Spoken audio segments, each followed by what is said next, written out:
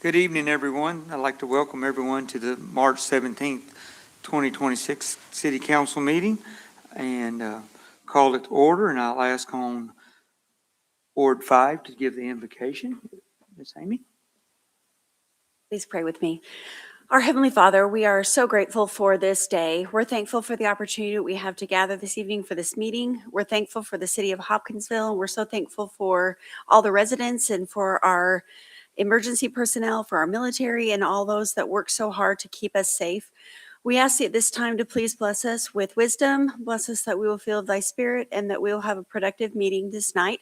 And we say this in the name of Jesus Christ. Amen. Amen. Everyone, please stand if you can for the pledge. To the flag of the United States of America and to the republic for which it stands, one nation, under God, indivisible, with liberty and justice for all. Thank you. I will call the clerk to call the roll. Councilmember Smith. Present. Councilmember Stallings. Councilmember Marsh. Here. Councilmember Crabtree. Here. Councilmember Craig. Here. Councilmember Martin. Councilmember Sumner. Here. Councilmember Bogard. Present. Councilmember Velez. Here. Councilmember Bell. Here. Councilmember Proud. Here. We do have a quorum. All right. Item 5 is awards and recognitions, and we don't have any of them this evening. So we'll move into item 6, public comments. Please come and state your name, and we'll have 5 minutes on the timer.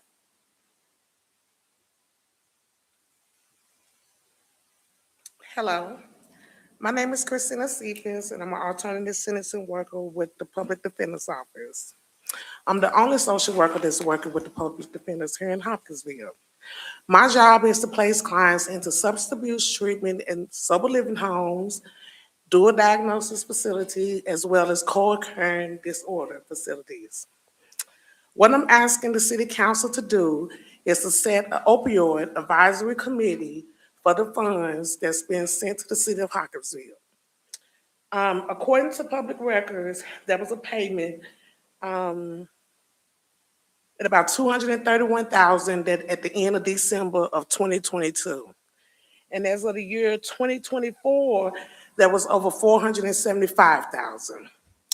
What I would like for is members of the community, such as these facilities, that's qualified to take on this opioid crisis to be able to receive some of those fundings. I cannot refer clients from jail or from the communities to these facilities if they don't have the funding that they need to be able to fight this crisis. I would like to tell a story about a 10-year-old kid that I met 13 years ago. When I first met him, he was using tobacco. That was all that he was using. I worked with him in the court designated worker program, and I helped him deal with the court system and case manage him. By the time he was 13 years old, I counseled him at the day treatment center. By then, he was huffing paint as well as taking pills. Today, he was in revocation court at the age of 23 years old, and according to his testimony to me, and he still called me Mrs. Secrets from years ago, he has had over 13 overdoses with Narcan that was administered to him. He has a very, very bad problem with opioid that has spanned over a decade, and he's still dealing with it. It is very important to be able to catch that at a young age, to deal with it now as an adult, to fund these facilities so that he himself won't fall in the same lines as his mother. His mother died of an overdose. She was found with a needle in her arm when he was maybe 8 or 9. So he was already predisposed to drugs. So that's just his story. The position that I'm in now, I'm operating at over 334%. That means I'm doing a job of close to 4 people in my position. I'm seeing thousands of people at the jail, 5 to 6 on a daily basis. And they're reporting to me that fentanyl is the new heroin, and they're taking it and they're overdosing on it, and their family members are having to Narcan them. They will come back from that and they will take it again. We have to implement something in this city that's going to combat this crisis. If not, it's going to get worse. So I'm asking that an interested party, such as someone that was in recovery, that's in recovery now, that battled that addiction, sit on their board. I'm asking that someone from the court system sit on their board. We are one of the only counties that have all 4 specialty courts. We have veteran courts for our veterans. We have drug court for the clients that's dealing with drug, and we have mental health court. And we also have a juvenile drug court that's being funded largely through donations from the public. So these funds can go in so many different directions to help someone. Like, he's still in the courtroom. I just saw him today. He's up for revocation. And when he talks to his judge, he's telling the judge, I have a problem. And he's just one of many. So that's what I'm asking. We know that the funds is here. We know that it has been here since the year of 2022. We're asking that advisory committee be formed, a member of the mental health system set on their board, a member of the court system set on their board, and I personally would like to sit on the board. In Hopkins County, their ASW is sitting on the board. These funds are being used in other counties. Boone County has implemented a social work program where they have a social worker with their police department that's responding to mental health calls as well as substance abuse calls. Thank you, ma'am. Floor is open.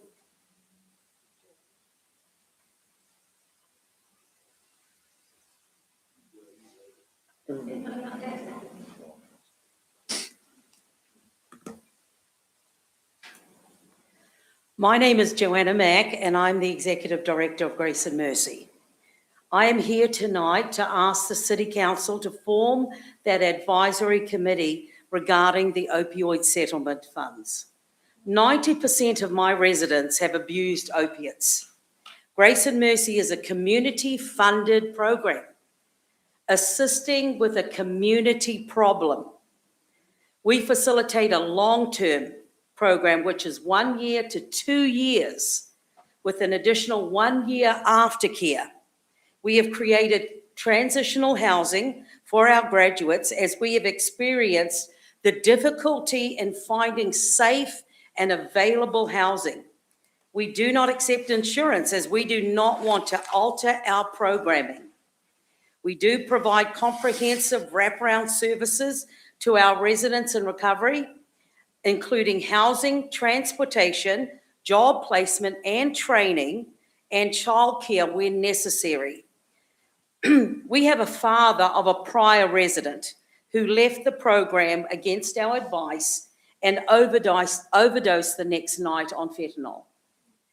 He has created a scholarship fund to help ladies enter Grace and Mercy who have no source of funding. We have experienced that with most of our residents. It takes at least 7 to 9 months for ill effects of substance use in their cognitive understanding and processing to respond appropriately to functional reasoning ability. Grace and Mercy sustains the physical and mental health of each resident when coming off opiates. We need that funding. We need to help our community, and Grace and Mercy is here to help our community. Thank you.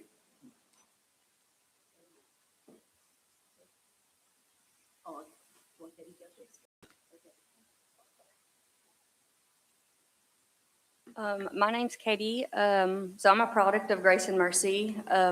I began using drugs at the age of 17. I'm 32 now, and it took 13 years for me to get help. That took me my last time overdosing on opiates in order to go to jail and meet Miss Joanna and get treatment. I was in the program for 17 and a half months, almost 18 months. Every bit of it was very important for me to learn how to go back into the world and survive, be better in not rely on a substance in order to go throughout my daily life. And right now, I live at on West 15th Street, the house directly behind Grace and Mercy. It's one of the transitional apartments that we have. I live in a 2-bedroom with my son, who I actually lost whenever I overdosed and went to jail and got help. And that was one part of me getting help, was losing my son at the time, but now I have him back. I have that home that I'm able to have him in with me, and actually now work at the house as a supervisor and get to work with women in recovery as well. And yeah.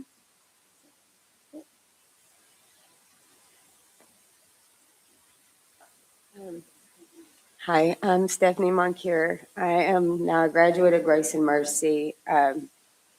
I went into addiction when I was 12. I was in it for 32 years, in and out of rehab since I was 27. I have been to probably 10 to 15 other rehabs, and Grace and Mercy changed my life. Now I have a job that I've had for 9 months. I've been there for 13 months. I have reconnected with my kids. We take classes that I've been able to learn RBT and how to live sober for the first time in 32 years. I'm getting to watch my daughter and help her come up out of addiction because of Grace and Mercy, and having the relationship with the Lord that I didn't know nothing about that when I went in there 13 months ago. I never would have thought I would be where I'm at, and if it wasn't for Grace and Mercy, I would probably be 6 feet under right now. It's a life-changing place. I am married, and I am fixing to transition out of the home now and get to go back home. So, but they've taught me how to live life on life's terms and do it the right way, and not have to run to a drug or alcohol to think that that's how it's going to fix things, because it doesn't, you know what I mean? So, yeah.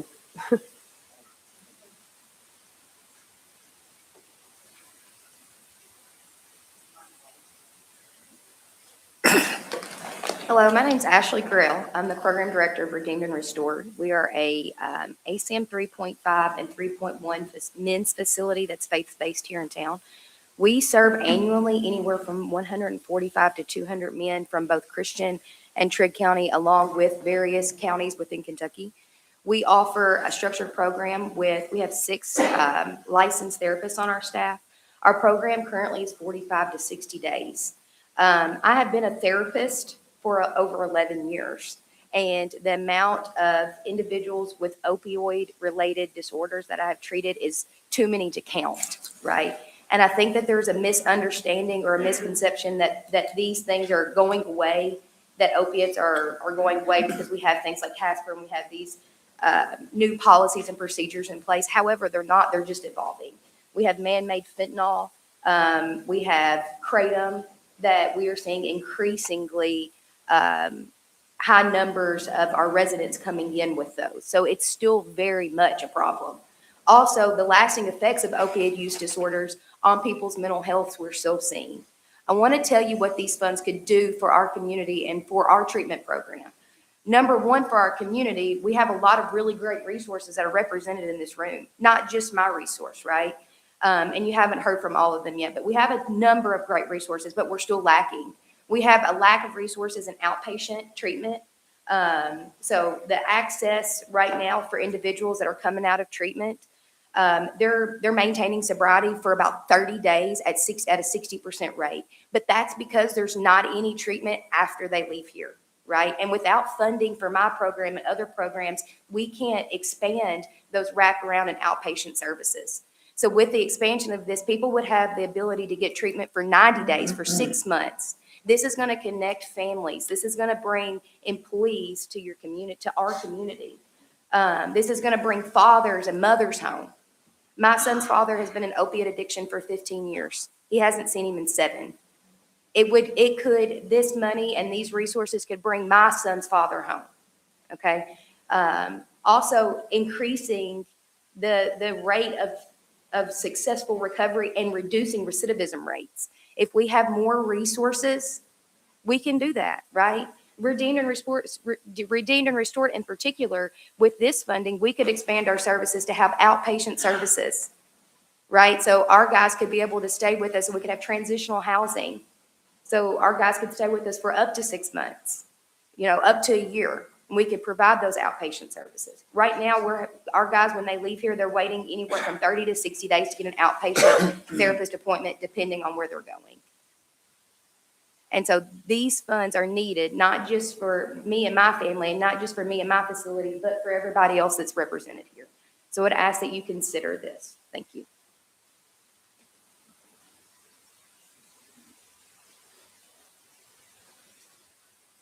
Good afternoon. My name is Jeff Stafford. I'm the outreach coordinator for Redeemed and Restored here in Hopkinsville. Today I stand here in front of you a clean and sober man, a godly man. But that wasn't what my life was before. I lived in addiction for 40-something years. When I was in addiction, back when I was doing the things I'd done, there was nothing like this, no funds to help someone like me. I couldn't go to rehab because I didn't have insurance or anybody to pay my way. September the 5th, 2020, I got down on my knees and I surrendered my life to Christ. I overdosed twice, once on fentanyl, once on methadone and Xanax. By the grace of God, I didn't die. He had other plans for me. So I went to rehab in a place called Teen Challenge in Dixon, Kentucky. And they had funds there, federal funds, state funds. They paid my way through Teen Challenge and helped me learn how to live a different life after I accepted Christ, because I didn't know anything but sticking a needle in my arm or swallowing pills or drinking from a quart jar. So these funds, hey, I don't want these people to go through what I went through. Those, if we can release these funds to this committee and let it help save somebody's life, let's do it. Let's make this happen. Let's do it as a group, as a city, as a community. All these people sitting in this room and from different rehabs, we're all in this together. We're not competing against each other. We're trying to help save lives. Thank y'all.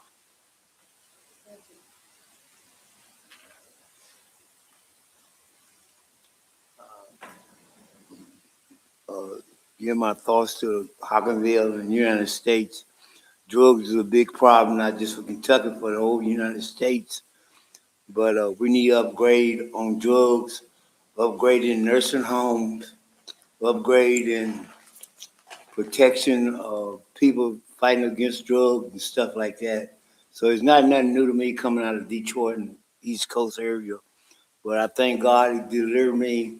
I still use a little bit, but called crack, but they need to reduce crack charges for crack dealers, which call a controlled substance, really. And my cousin got busted in Austin P for controlled substance. It's not really no real thing. You think you're getting high, but you're just wasting your money.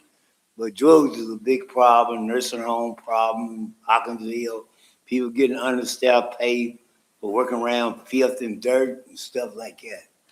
So I just agree with the judge, with the mayor, that he's trying to upgrade the city. He's bringing new ideals will change people and communities and towns, country, city, United States. I'm with Donald Trump. If they don't like me, they can go to hell, But I like his upgrade about the United States, fighting against something to put us first. Have a good night.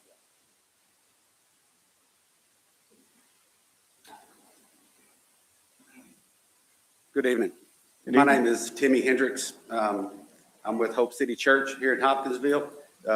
Me and my wife, we're involved in the youth ministry there. I'm here as a person of recovery myself. Just celebrated 9 years clean 3 days ago. That come on the heels of my children being investigated by the Christian County Sheriff's Department for the second time in their life when they was 11 and 9 years old. The sobering thought that come to my mind that night is when the officer come into my house and asked me if I knew what today was. I responded with a no, and he reminded me that day on March 14th, He said that little girl outside told me that today's her birthday. He said, "Good job, Dad. Why don't you get it together?" And that officer left my house. At that moment, I called my children into the room. I confessed to a 15-year of opioid addiction, and I promised them that the man that they seen before them that day, they would never see again. When they exited the room that night, I got on my knees and I cried out to God. I said, "If you are truly real, if you are the God that my parents have raised me to be, do something different within my life." And at that moment, I've been sober ever since. Not another mind-altering substance has entered my body since that day. I'm a person, I advocate for recovery. Our community, this community of Hopkinsville, needs these resources. I then went on to respond to a call that God placed upon my life to carry the gospel to people just like me. I didn't have the resources. I didn't know rehab. I didn't know treatment was an option. I didn't know these things. I was uneducated on these things. I found my way to working at the Penny Roll Center at Genesis. They gave me a job, which was a God thing. I worked there for 3 years. I then transitioned to another place of business called Redeemed and Restored, another local business that helps people fight the addiction within our community. I worked there for 3 years, and I transitioned on to another place where I currently am now as a community liaison. My wife, to the one who God created just for me, is a graduate of Grace and Mercy. My life has been touched by all entities in the Christian County area. So what I'm asking is that you please consider forming this committee to release the funds to help the people of this community. I'm on the streets day in and day out in Christian County, and I can tell you this, a lot of good work is being done, but there is a great work that is needed, and we need to make a difference in our community. Thank you for your time.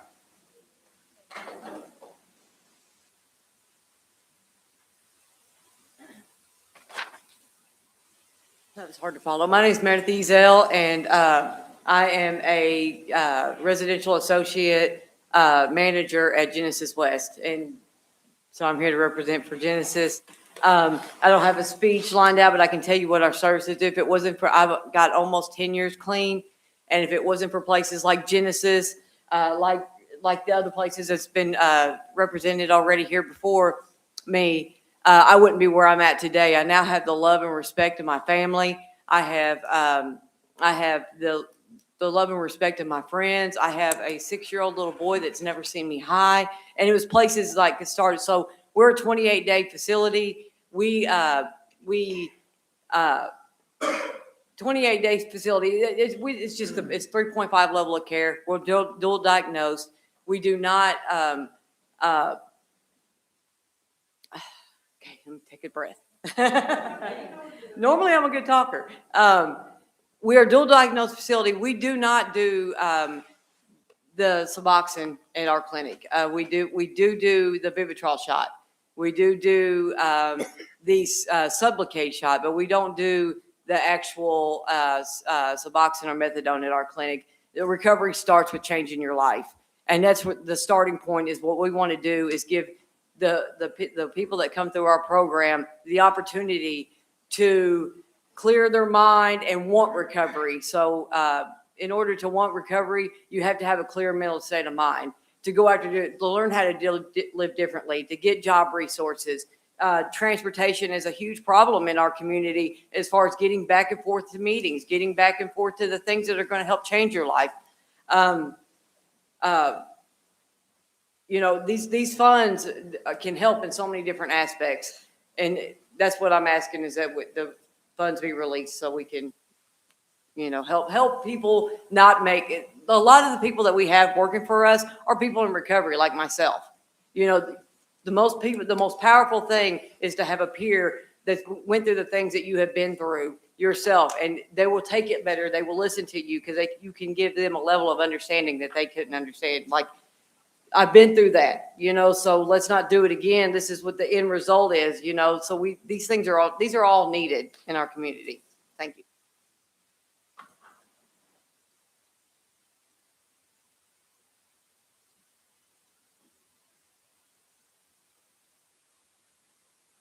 Good evening, everyone. I'm Ray Lantrip.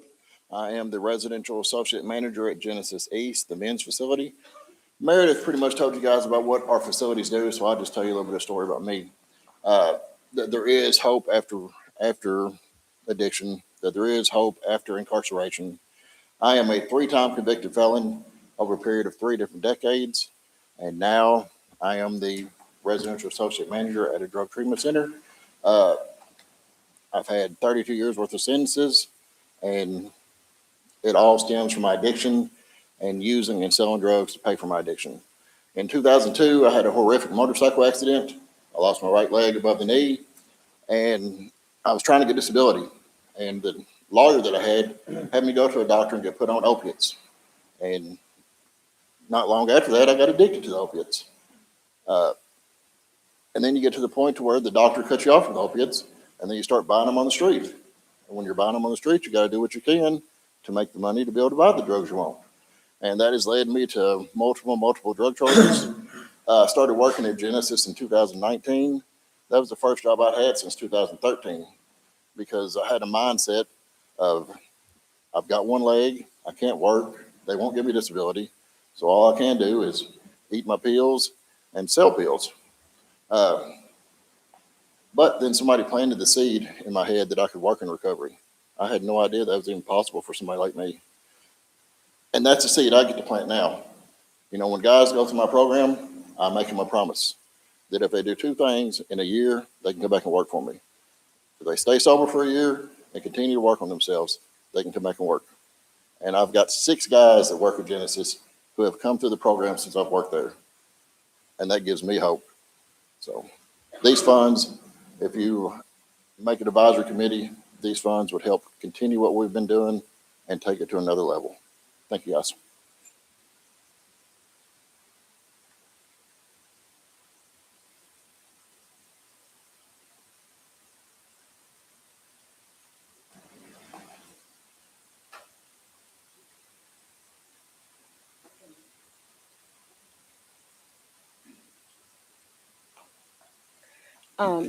Good evening. Good evening. My name is Frances Dunbar, and I have 3 things I want to talk to you about briefly, but they're all of equal concern to me. I've been a resident of Hopkinsville, Kentucky all of my life, and I am a registered nurse. I've been nursing for over 40-something years.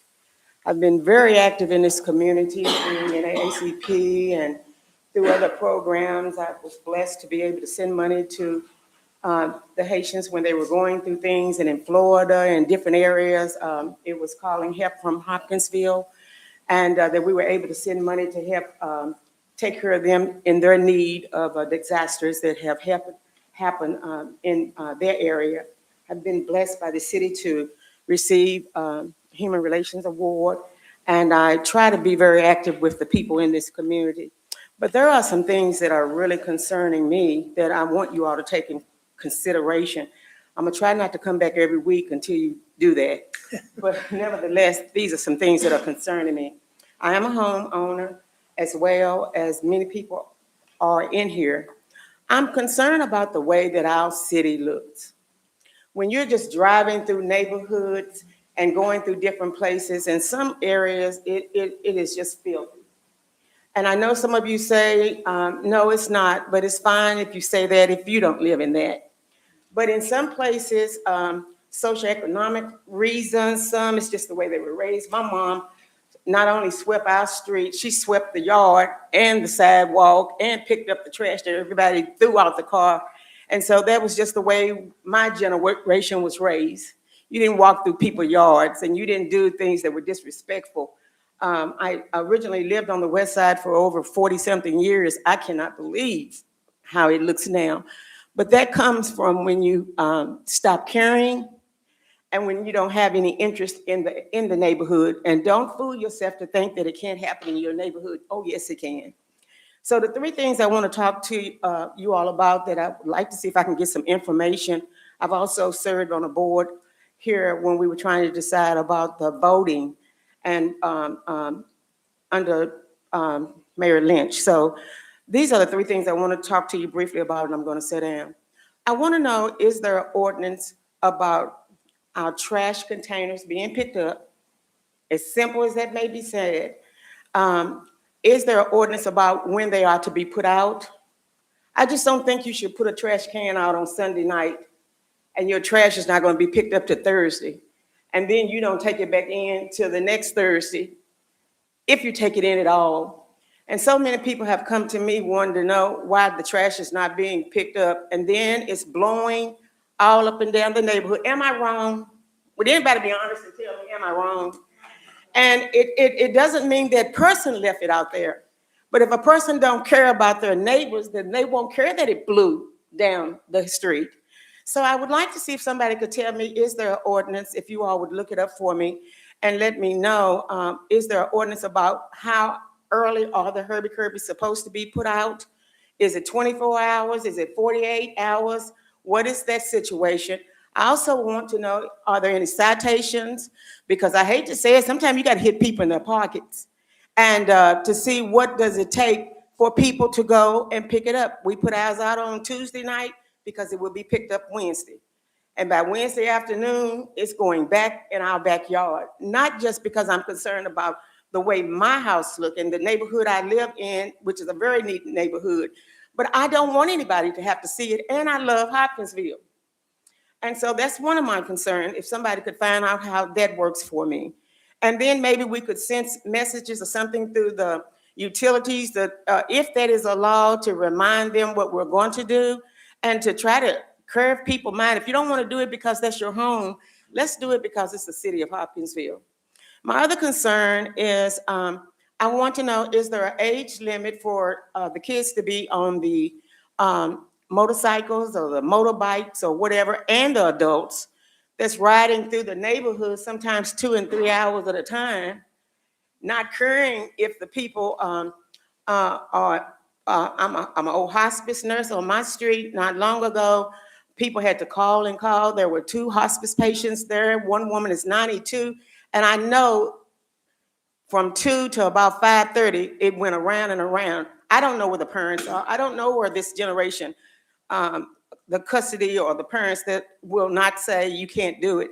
But I called and to ask them at the police station, couldn't get an answer then, but I would like to know, how does that work? Not just to stop people because of how they look or the color of their skin, or you think they got some weed on them or something. I want you to be concerned because that's just not what we need to do. And the parents take them to a concrete area or whatever we have designated in this town and let them do that before somebody comes up killed. Because they don't have license, so they don't honor the rules of the road, because they don't know the rules of the road. So if they decide to come off the stop sign and swing a left and they get hit, they don't know that they were supposed to pause, nor do they care. And then the last thing I'm going to talk about is, this is going to sound ridiculous to some of you all, but it's very serious to me. I am concerned, is there an ordinance or a law or some kind of mandate on, we live in Kentucky. We know there are horses. We know that there are animals and stuff. That's how we survive. But I would like to know, what is the law or the mandate that tells us? Time's up, ma'am. Okay. Somebody find out why they're pooping on the ground and a bag is not on them, and I want to know that, please. And I'll be back next week if my time runs out. Thank you, ma'am.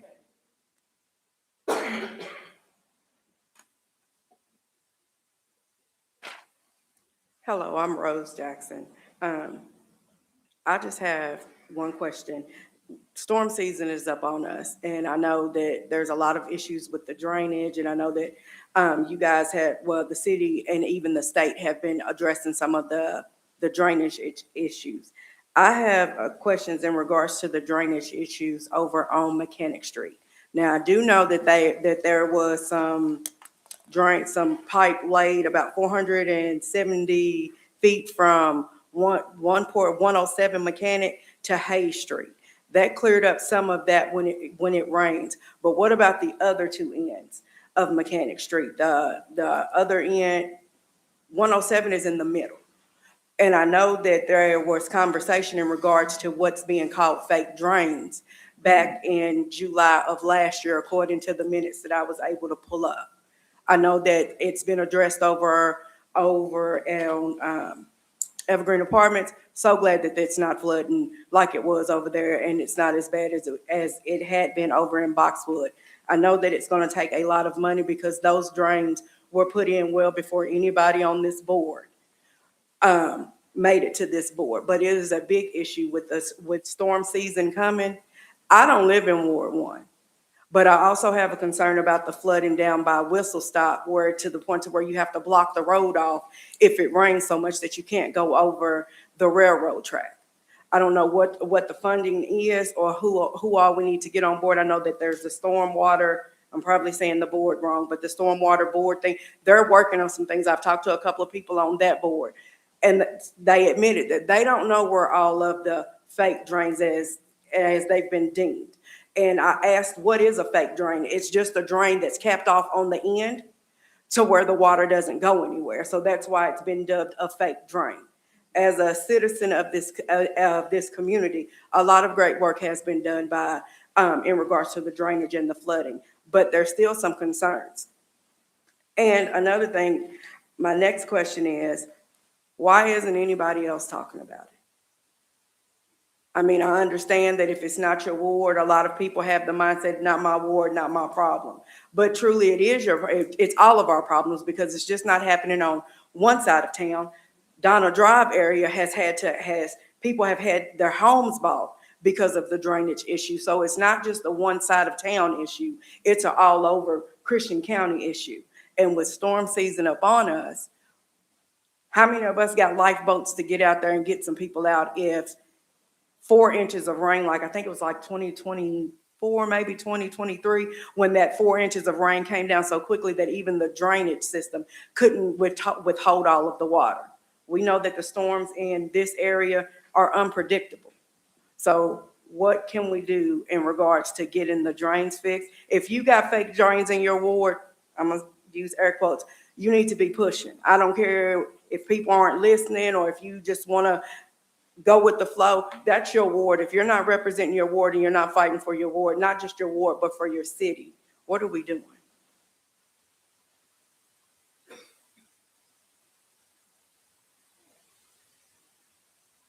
Anyone else like to speak?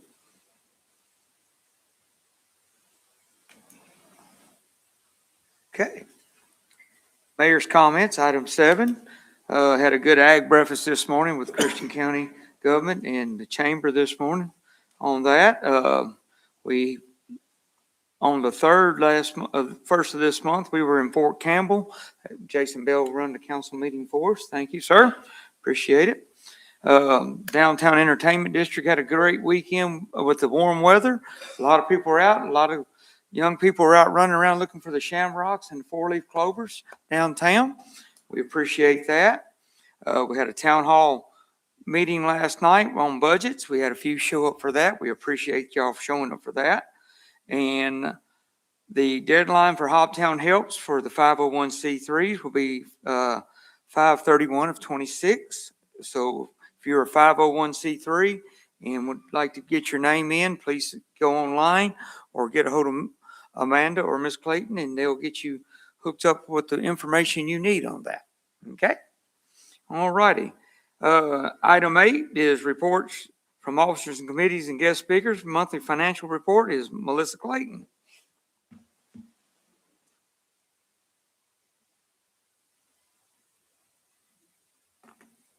Good evening. It's my pleasure to bring you guys the monthly financial report for February. So we'll start this month's financial report with the interfund transfers. We had 3 interfund transfers in the month of February, and you can see them there on the screen. So total interfund transfers for February was $10,000, making our year-to-date interfund transfers $60,416. Giving us a remaining balance in the interfund of $39,585. Our payroll tax revenue for the month of February, so far year to date, we have collected $14,896,953. That is a decrease from last year's equivalent payroll of 3.7. So not quite as bad as January because it was 4.4, I think. But February, we're still showing less revenue this year than we had last year. Our property tax revenue is showing an increase. Year-to-date collections, $5,609,520, which is an increase of right around $100,000 for the year. Insurance premium tax, year-to-date collected, $5,454,854, which is lower than last year's by 2.7%. Our business license revenue is also down. We've collected year-to-date $1,042,542. So I'm going to keep going. So our general fund balance through February, we started the year with $317,904 in encumbrances.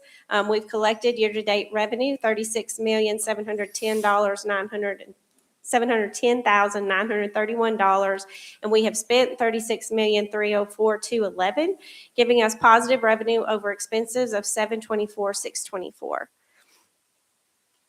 When we compare that to where we were this time last year we were $1.8 million revenue over expenses. Right now, we're only running $400,000 revenue over expenses. So our revenue over expenses is down for the year. I have projected out the last 4 months, and I am projecting a deficit this year by the end of the year. So I don't think we're going to be right at it, depending on how business licenses come in April. So that's the only if factor right now.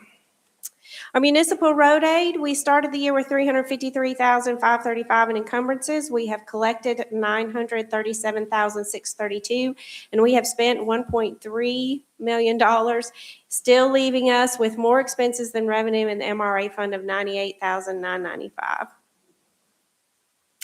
Our capital fund, we started the year with $967,863 in encumbrances. We have collected $2,030,021, and we have spent $2,989,871. So we are showing positive in the capital fund. We will be making that third quarter transfer at the end of March here before we go into April.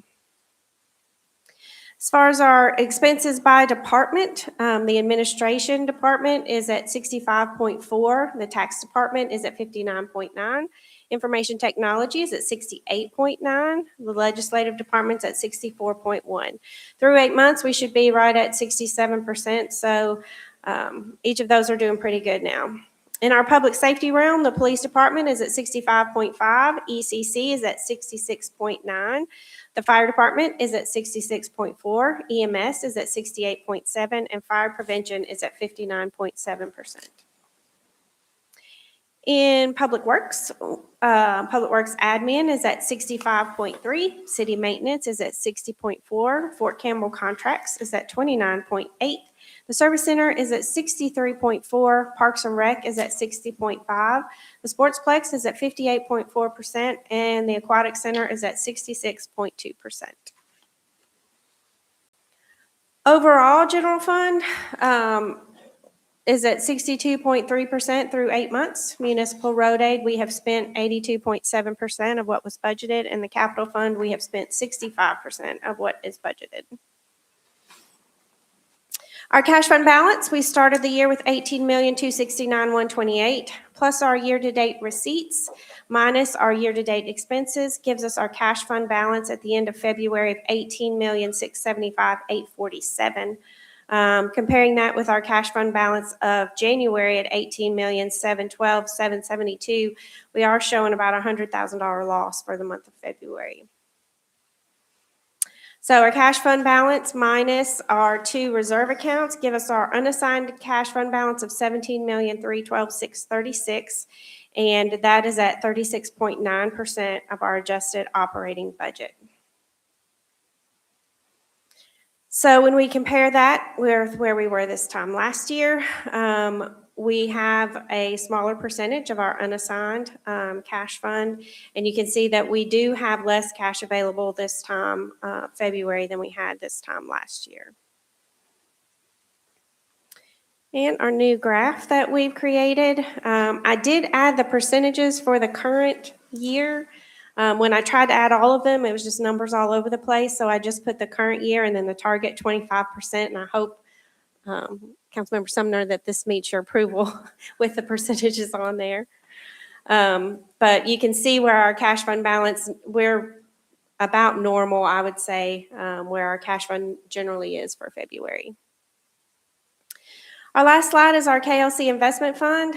We started the year with $1,218,112. We've got interest of $19,728. And then we have an unrealized gain of $114,000. If we'd have sold on February 28th, we would have collected $1,352,025. I'm sorry, y'all. That kind of concludes my financial report. I'd be happy to answer any questions you guys might have. Any questions for Ms. Clayton? Thank you. Thank you. All righty, we're up to item B, councilman vacancy process. I will call on City Attorney Doug Willen to talk on that.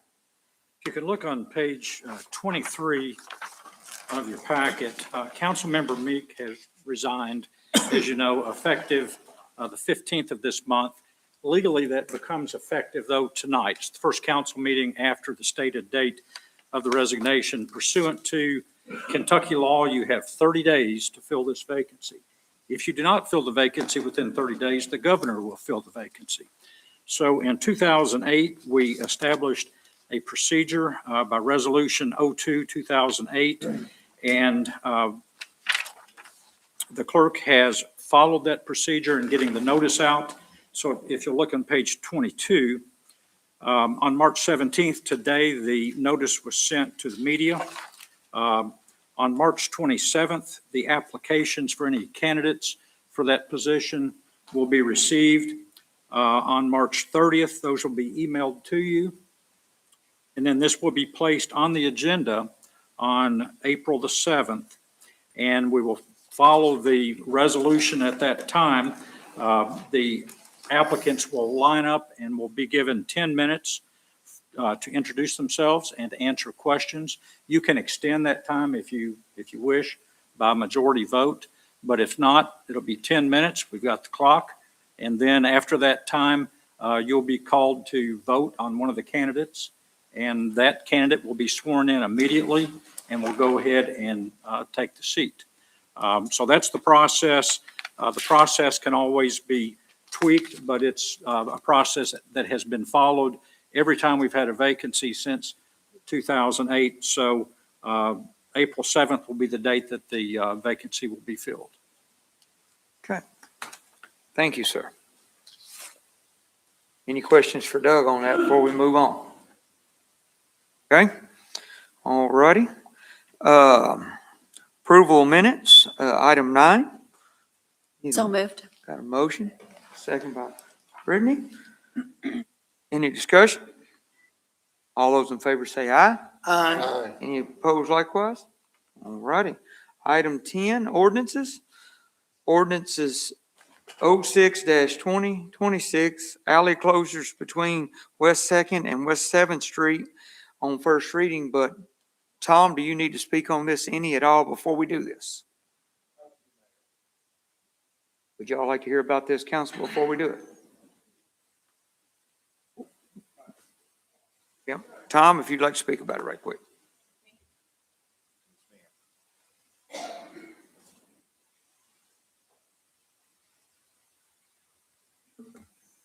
This item comes to you with a unanimously favorable recommendation from the CDS board. This is probably one of the more simpler applications that we've had recently. As you know, Second Baptist over the years has acquired several parcels in between O'Neill, McPherson, West 7th, all the way back to 2nd Street.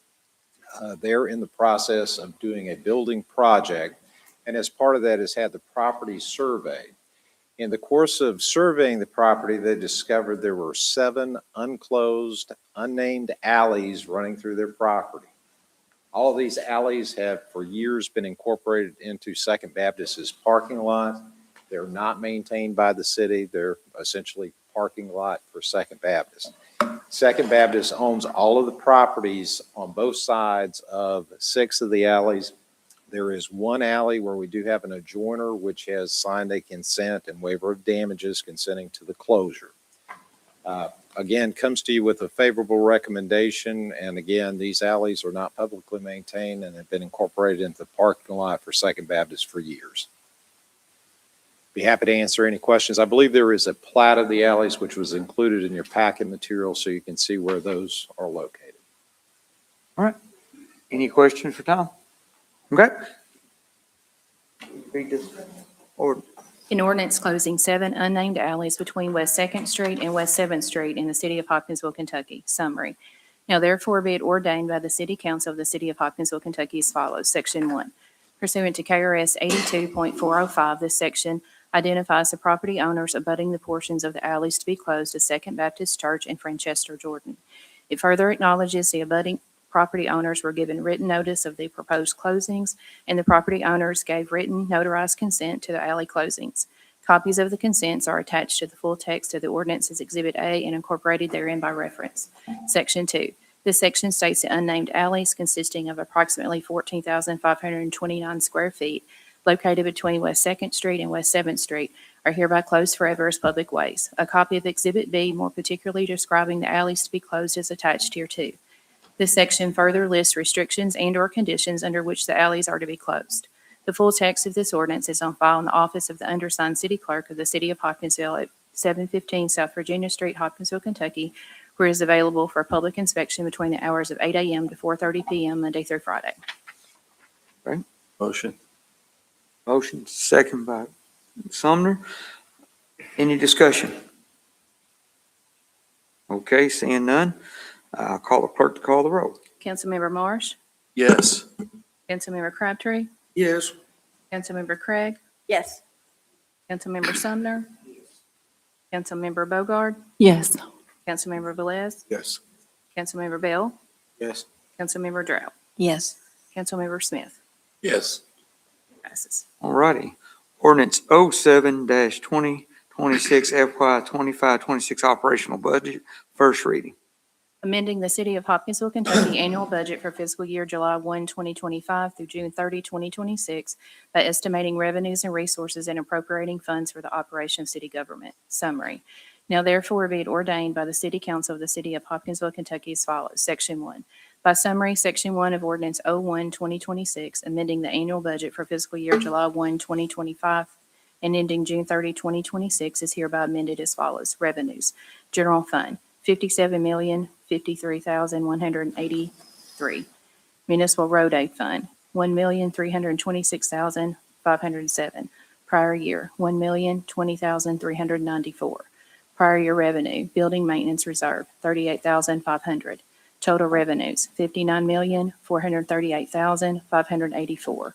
Expenses, General Fund, $58,112,077. Municipal Road Aid Fund, $1,326,507.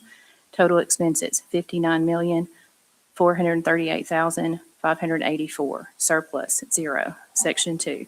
The full text of this ordinance is on file in the office of the undersigned city clerk of the city of Hopkinsville at 517 South Virginia Street, Hopkinsville, Kentucky, where it is available for public inspection between the hours of 8 a.m. to 4:30 p.m. Monday through Friday. Need a motion? Second. Motion by Clayton, second by Britton. Any discussion? Seeing none, call on clerk to call the roll. Councilmember Marsh? Yes. Councilmember Crabtree? Yes. Councilmember Craig? Yes. Councilmember Sumner? Councilmember Bogard? Yes. Councilmember Velez? Yes. Councilmember Bell? Yes.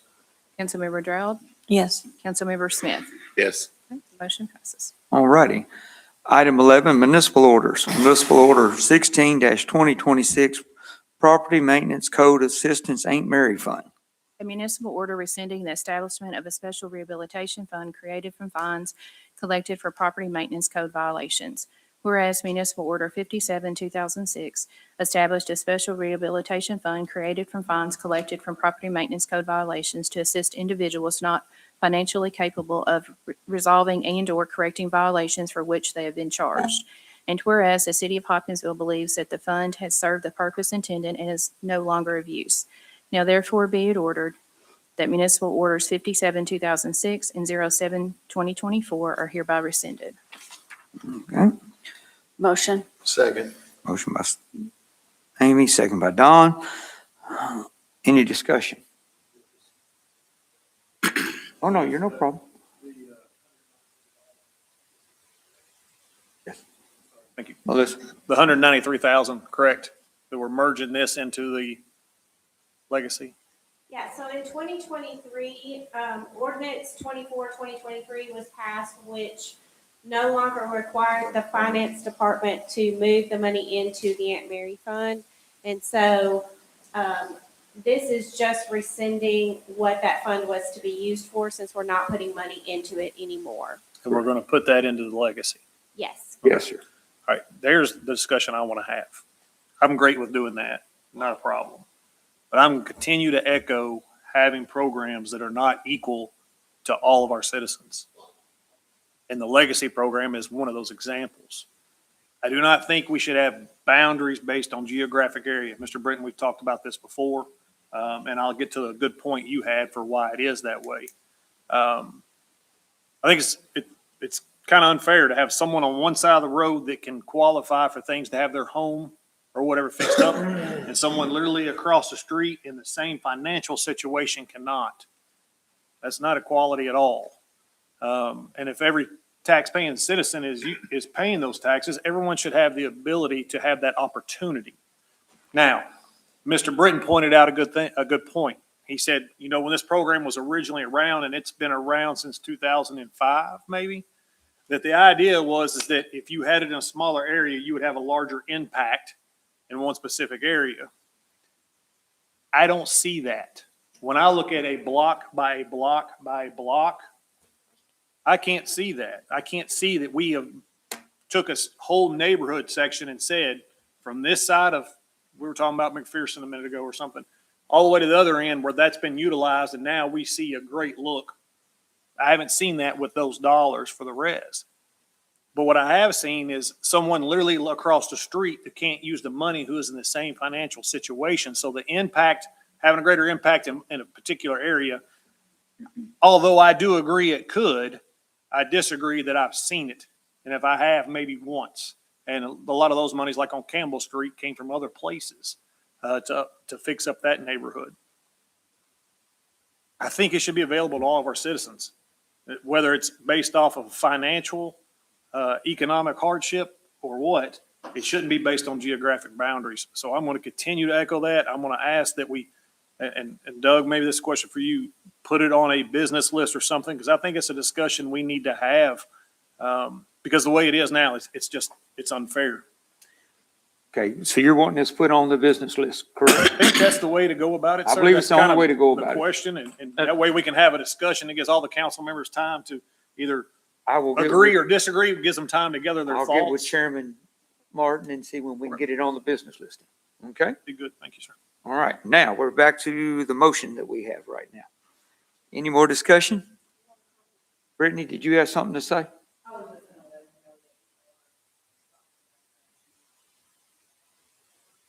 Okay, but yes, we are talking about that in the legacy meetings. We would have had one tonight, but Ms. Bogus and a couple others weren't going to be there this night.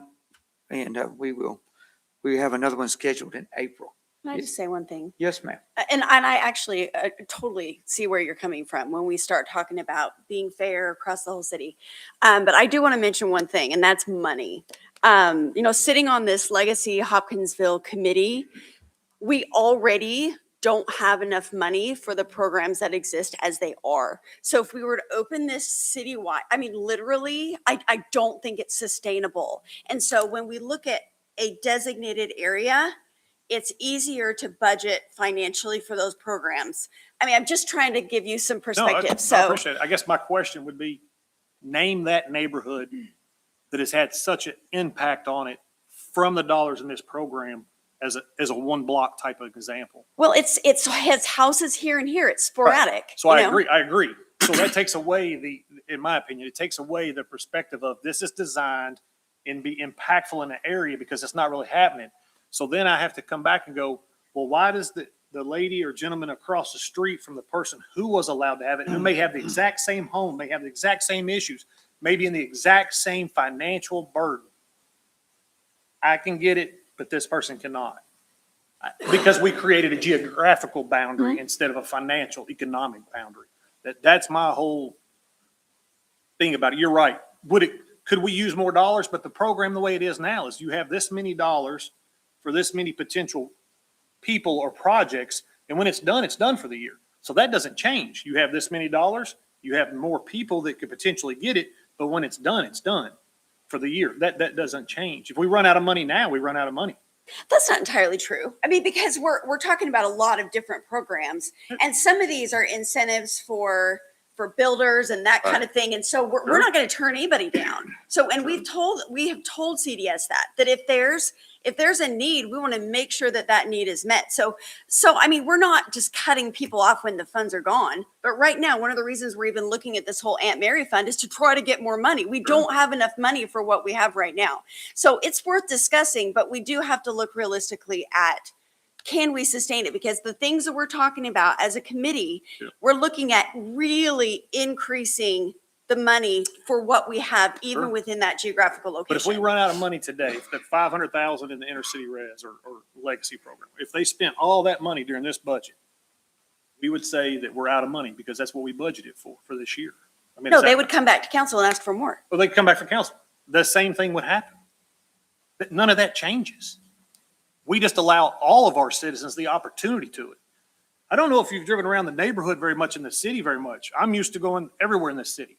And you can see different neighborhoods slowly going down. I think Ms. Francis kind of was speaking on this very point earlier.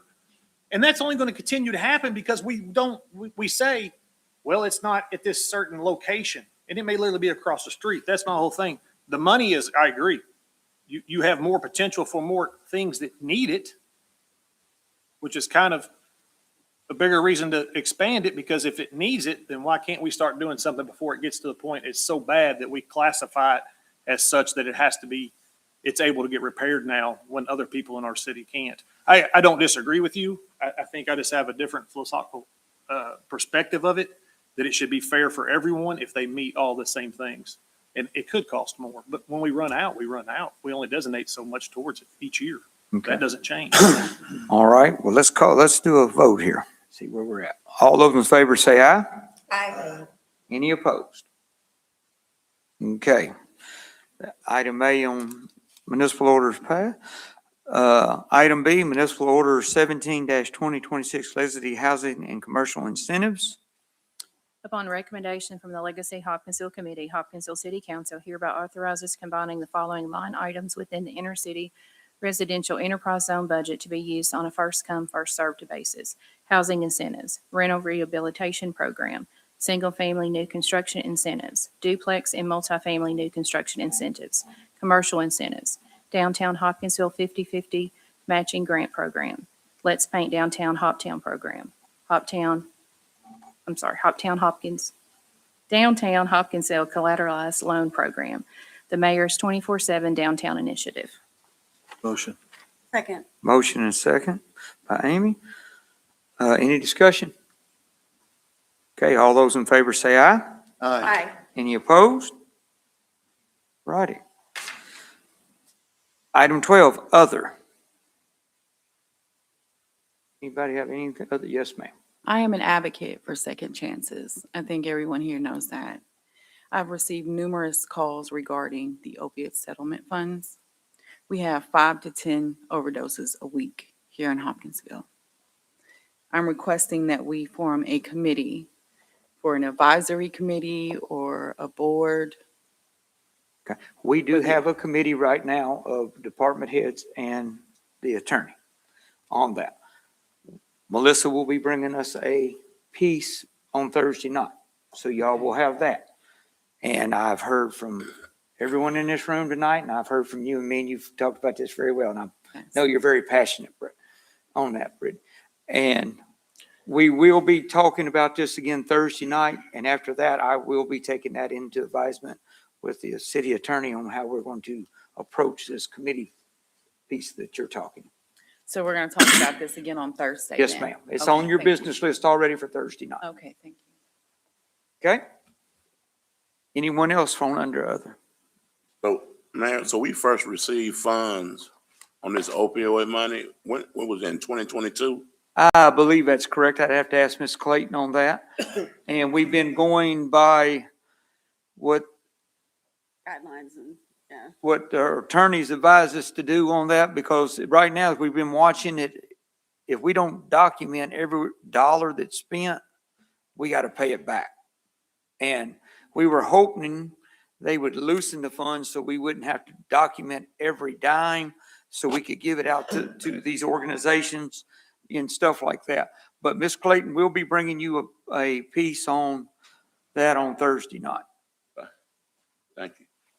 But yes, sir, we are sitting on, I think it's about 700 and something thousand, 750.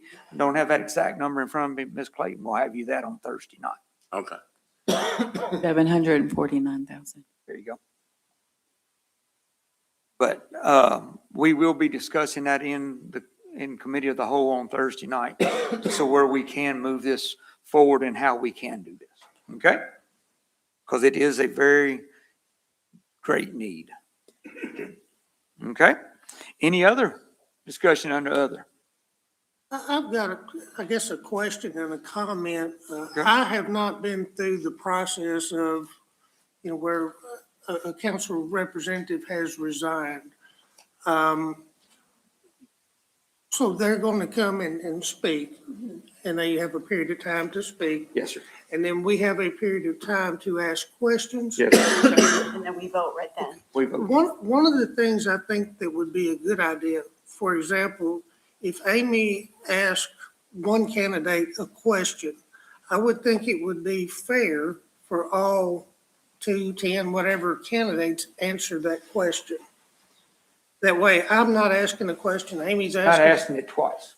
Correct. Everybody answers the same thing, and I just wonder if council would agree with that. Doug, what's your opinion on that, sir? Well, that's up to council. The resolution is quiet on that. It just provides interviews of applicants will be conducted during a city council meeting. Applicants will be given up to 10 minutes each to introduce themselves and answer questions from council members. The time limit may be extended by majority vote of the council. So I would think at that point, if additional time is needed, there just needs to be a motion and a second to deviate from this procedure, and then you can go ahead and Now, proceed. and I'm not extend trying to that time. overcomplicate it. I just want No, well, it's To be just no different if consistent. we do a city piece like the League of Women Voters do for us. Exactly. We both answer the question. exactly. Everybody answers the same question. Ms. Hank? So the last time when this happened was when Carter Hendricks resigned, and so Wendell Lynch took his spot, and so that left a vacancy right here because I used to sit next to Wendell. No one asked any questions. I think what we did at that time, Doug can correct me because you were here. I think what happened was those people that were interested in the position spoke for a minute, and we said, "Are there any questions?" And we didn't have any because we already had their resume in front of us. We already listened to them speak, and so we didn't have any additional questions. No So worries. we don't necessarily Mr. have Body? to ask questions, is what I'm trying to say. Actually, Doug, you and Chrissy Fletcher gave me a list of questions and I read. Is that what we did? See, clearly I don't remember anything. Then they voted Travis. Maybe it's because I didn't personally ask a question, So so I forgot. when you all send council members these resumes, so to speak, will you include, did you include the questions that you had, or do we send you questions, or? I actually got the questions from the city attorney and the city clerk. I think that the clerk took those questions from council. So what I Okay. would recommend, send those questions to the clerk, and she can put those together and ask those questions. And I don't think it's a problem to ask to all of the applicants if there's more than one. And, if we need to tweak this a little bit during that process, we can just do that by motion and second. Fair enough. Excuse me, Mr. Mayor. Yes, sir. Our questions would not be limited to that list of questions, is that correct? We have a Correct. question that Correct. comes up that That's night. correct. we can Right. ask. Okay. You might think of something while we're sitting here going through the conversation, what we need to ask that you didn't think of beforehand. Thank you. Okay? But it will be very interesting. Like I say, we'll have to do this by the 17th of April, I believe is what it is. 7th, yes. So we will be getting that out. Any business under other? All right, we'll move into item 13, councilman comments. Any comments? Okay, no councilman comments. Well, we are not doing item 14, no closed session tonight. No litigation to speak of because that's changed, so we were waiting on the courts. Item 15, adjournment. Ms. Amy. Well, I have to give my little thought first. We're jumping the gun here. It's There- short, I promise. I'm sorry. No, you're good. In the spirit of St. Patrick's Day, I wanted to share an Irish proverb, and this is the proverb. May the road rise up to meet you. May the wind be always at your back. May the sun shine warm upon your face. The rains fall soft upon your fields. And until we meet again, may God hold you in the palm of his hand. And that's an Irish blessing. And with that, I make a motion. We adjourn. Got a motion, got a second. All those in favor say aye. Aye. We are adjourned. Thank you, ladies and gentlemen, for being here tonight.